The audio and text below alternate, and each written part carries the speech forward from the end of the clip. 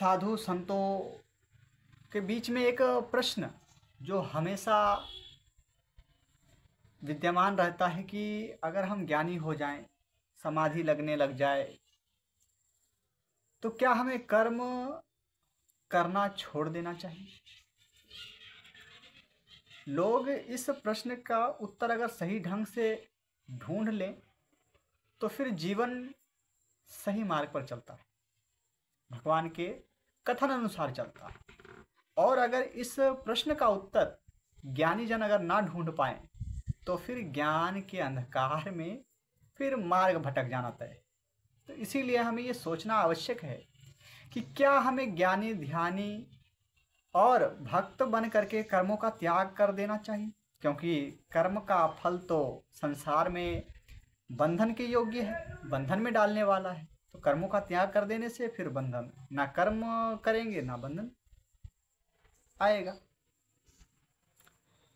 तो इस स्थिति को आप तभी समझ सकते हैं जब आप शास्त्र को अच्छे से अध्ययन करेंगे। भगवान श्री कृष्ण कहते हैं कर्मणा एव संसिद्धिम आस्थिताः, कर्म के द्वारा ही संसिद्धि प्राप्त कर सकते हैं। इच्छाओं से मुक्त, सभी इच्छाओं से मुक्त हो करके अपना कर्तव्य कर्म अर्थात क्षत्रियों का धर्म होता है युद्ध करना। तो सभी प्रकार की इच्छाओं से मुक्त होकर के, द्वेष भावनाओं से मुक्त होकर के लोक मंगल और जन कल्याण के लिए अगर एक क्षत्रिय युद्ध कर रहा है तो अपना धर्म का पालन कर रहा है।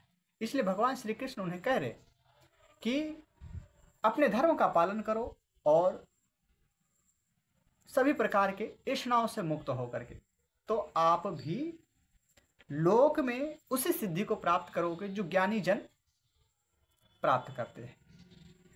और कई ऐसे ज्ञानी जन हमारे बीच में हो चुके हैं जो कर्म को करते हुए इस जीवन में उन्होंने बहुत बड़ा कुछ प्राप्त किया है।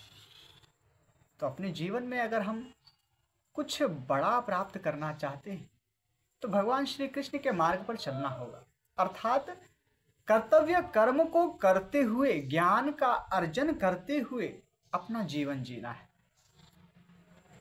कई ज्ञानी जन होकर के कर्मों का त्याग कर बैठते हैं, बाद में फिर उन्हें समझ में आता है कि हम कर्म का त्याग कभी कर ही नहीं सकते, क्योंकि हर पल हमारे भीतर कर्म घटित हो रहे हैं। कैसे? अगर मान लिया जाए आप सोचते हैं कि हमारे हाथ पैर तो चल नहीं रहे, कोई काम तो कर नहीं रहे, फिर कैसे हम कार्य कर रहे हैं? तो आपको सोचना पड़ेगा कि आपके भीतर विचारों की श्रृंखला चल रही है और विचारों से ही कर्म में गति आती है। तो जब वो विचार ही चल रहे हैं इसका मतलब कर्म का इंजन चल रहा है। तो जब कर्म का इंजन चल रहा है तो आप कैसे कह सकते हैं कि कर्म नहीं हो रहा है? आप किसी के प्रति राग, द्वेष, ईर्ष्या, मोह, लोभ आदि के अनेक प्रकार के विचारों से आप प्रोसेस हो रहे हैं, गुजर रहे हैं, तो कर्म आपके मानसिक स्तर पर चल रहा है और उसके पाप पुण्य दोष आपके कर्माशय में एकत्रित हो रहे हैं। तो कर्म हमेशा हमारे भीतर चल रहे हैं।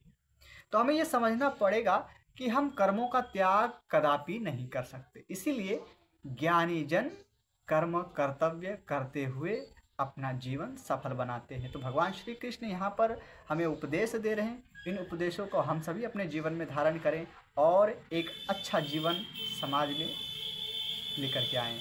ओम शांति।